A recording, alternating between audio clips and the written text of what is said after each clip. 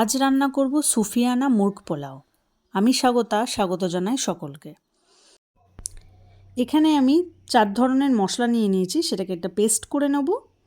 এরপর আমি রসুন লঙ্কা, আমার কাছে আদা পেস্ট করাই ছিল, সেইটা দিয়ে একটা পেস্ট বানিয়ে রেখে দেবো।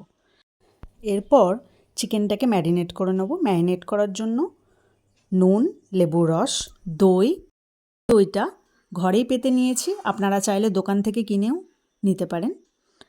আর ধনে গুঁড়ো এবং জিরে গুঁড়ো দিয়ে ভালো করে ম্যারিনেট করে নেব।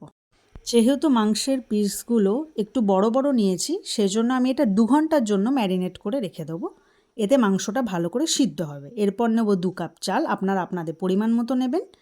ভালো করে জলে ধুয়ে 30 মিনিটের জন্য রেখে দেবো। কড়াইয়ে আমি রিফাইন তেল নিয়ে নিলাম। অল্প একটু পেঁয়াজ যে তুলে রেখে দেবো, এটা আমার পোলাও শেষে গার্নিশ করার জন্য লাগবে। এরপর আমি কিছু মশলা নিয়ে নিলাম। এইগুলো সমস্ত আমি সান ড্রাই করে নিয়েছি, যাতে মশলাগুলো খুব সুন্দর ফ্লেভার বেরোয়। মশলাগুলোর নাম সব স্ক্রিনে মেনশন করা আছে। এক এক করে সমস্ত মশলাগুলোকে তেলে দিয়ে দেবো, দিয়ে নাড়াচাড়া করে নেব। যখনই মশলাগুলো থেকে গন্ধ বেরোতে শুরু করবে, কড়াইয়ে দিয়ে দেবো পেঁয়াজ।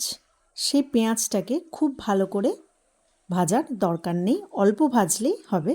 এরপর দিয়ে দেবো যেই মশলার পেস্টটা করেছিলাম সেইটা, আর আদা রসুন লঙ্কা বাটা যেটা ছিল সেই পেস্টটা অ্যাড করে দেবো এবং ভালো করে নাড়াচাড়া করব। ভালো করে নাড়াচাড়া করার পর কড়াইয়ে ম্যারিনেটেড চিকেন অ্যাড করে দেবো। আমি চিকেন ম্যারিনেশনের সময়ও একটু নুন ব্যবহার করেছিলাম, যেহেতু আমি একটু পরেই এর মধ্যে চালটাকে মেশাবো, সেই জন্য পরিমাণ মতো নুন এবং চিনি মিশিয়ে ভালো করে নাড়াচাড়া করে 15 মিনিটের জন্য ঢাকা দিয়ে রেখে দেবো। 15 মিনিট পর এর মধ্যে 1 কাপ দুধ মিশিয়ে দেবো। যেহেতু চিকেনটাকে 2 ঘন্টার জন্য ম্যারিনেট করা ছিল, চিকেনটা অলমোস্ট হয়ে এসেছে।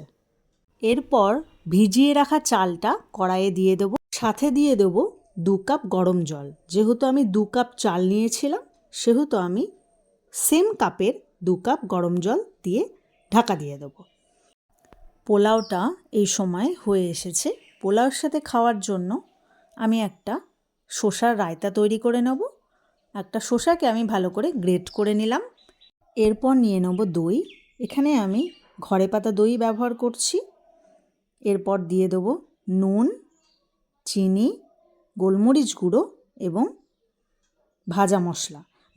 ভালো করে মিশিয়ে নিয়ে এর মধ্যে দিয়ে দেবো গ্রেট করা শসা এবং মিশ্রণটিকে ভালো করে আবারও মিশিয়ে আমরা এটাকে ফ্রিজে রেখে দেবো, কারণ এটা ঠান্ডায় খেতে বেশি ভালো লাগে।